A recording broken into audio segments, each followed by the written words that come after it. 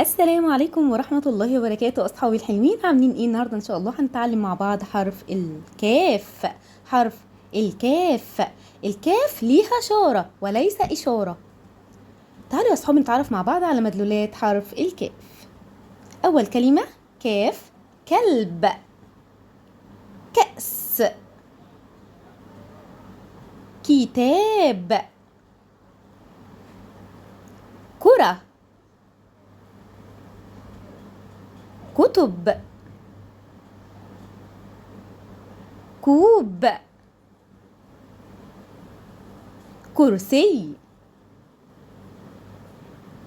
كتكوت. يلا بينا يا اصحابي نتعرف مع بعض على حركات الحروف. اول حركه يا اصحابي هنتعلمها مع بعض هي حركه الفتحه. الفتحه دايما فوق الحرف زي الشكل اللي قدامنا يا اصحابي ده. الكسره تحت الحرف يا اصحابي زي المثال اللي قدامي. والضمه يا اصحابي برضو فوق الحرف زي الشكل اللي قدامي. تعالوا يا اصحابي نتعرف مع بعض على مواضع حرف الكاف في الكلمه. حرف الكاف في اول الكلمه يا اصحابي زي ما احنا شايفينه كده يا اصحابي، في وسط الكلمه فاتح ايديه الاتنين. في اخر الكلمه يا اصحابي يكون متصل وممكن يكون منفصل، يعني قبله حرف من الحروف الشوكيه او العضوضه او الرافصه. يبقى احنا تعرفنا مع بعض على حرف الكاف. والسلام عليكم ورحمه الله وبركاته. مع السلامه.